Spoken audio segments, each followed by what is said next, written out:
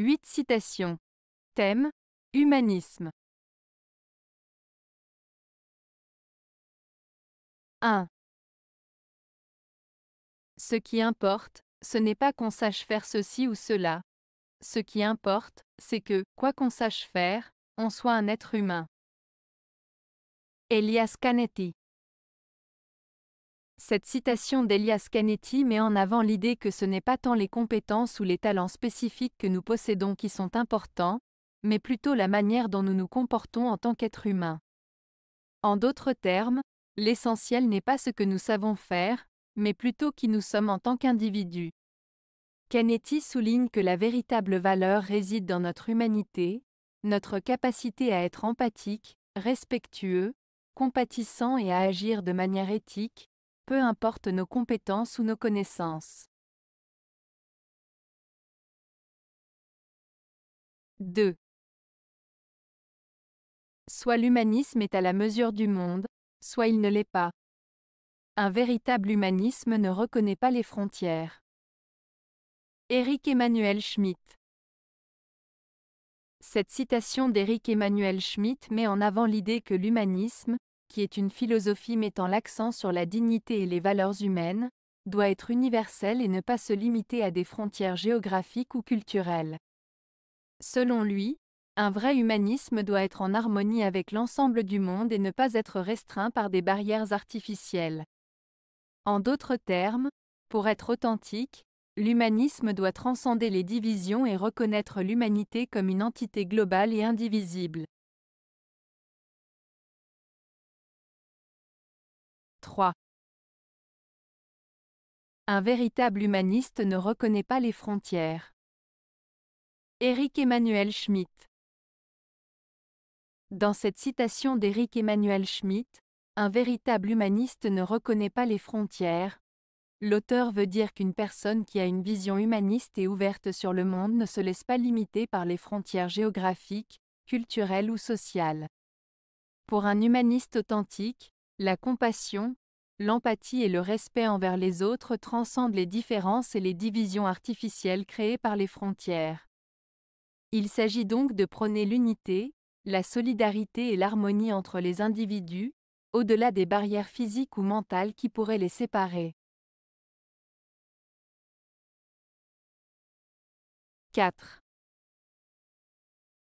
Et si le but poursuivi était, non de rester vivant, mais de rester humain? George Orwell.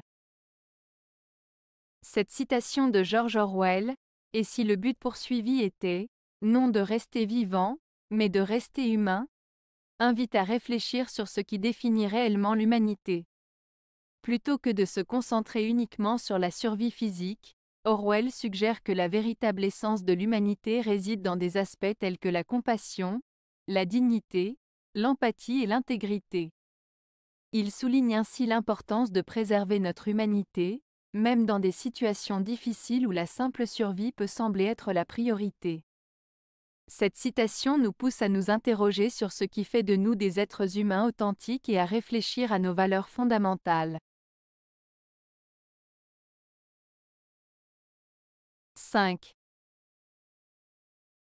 Quel que soit l'être de chair et de sang qui vient à la vie, s'il a figure d'homme, il porte en lui le droit humain. Jean Jaurès. Cette citation de Jean Jaurès signifie que toute personne qui naît, quelle que soit son apparence physique, possède en elle le droit fondamental d'être traité comme un être humain. Peu importe la couleur de peau, la religion, l'origine ethnique ou sociale, chaque individu a le même droit au respect, à la dignité et à l'égalité. Jean Jaurès souligne ainsi l'importance de reconnaître et de protéger les droits humains de chaque être humain, indépendamment de ses caractéristiques personnelles. 6. Les hommes d'une humanité supérieure la pratiquent sans y songer. Lao Tse. Ce proverbe de Lao Tse signifie que les personnes véritablement bonnes et bienveillantes agissent naturellement de manière altruiste, sans même y penser. Leur bonté est si profonde et intrinsèque qu'elle se manifeste spontanément dans leurs actions et leurs comportements envers les autres, sans qu'ils aient besoin de réfléchir ou de faire un effort conscient pour être bons. Cela souligne l'idée que la véritable bonté et humanité ne sont pas forcées ou artificielles, mais qu'elles proviennent d'un état d'être intérieur authentique et naturel. 7. Il est plus facile de professer en parole un humanisme de bonne aloi que de rendre service à son voisin de palier. Henri Laborit. Cette citation de Henri Laborit met en lumière une idée importante. En effet, elle souligne la différence entre exprimer de belles valeurs humanistes en parole et réellement agir de manière altruiste et serviable dans la vie de tous les jours. En d'autres termes, il est souvent plus simple de parler de principes moraux et de belles intentions que de passer à l'action concrète pour aider son prochain. Laborit suggère que l'engagement réel envers les autres et l'application de ces valeurs dans nos interactions quotidiennes sont bien plus significatifs que de simples discours. En somme, cette citation nous invite à réfléchir sur l'importance de l'action et du comportement concret par rapport aux simples paroles et déclarations d'intention. 8.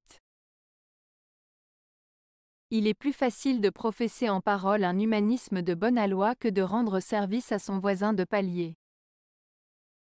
Henri Laborit.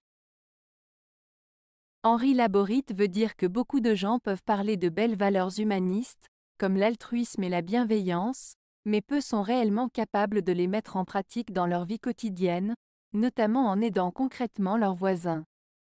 En d'autres termes, il souligne la différence entre les discours idéalistes et les actions réelles qui démontrent ces valeurs. Avez-vous aimé la vidéo? Si oui, mettez un pouce vers le haut. Cela aidera la chaîne et aidera les autres à la trouver. Nous ajoutons plusieurs nouvelles vidéos quotidiennement. Abonnez-vous pour ne rien manquer.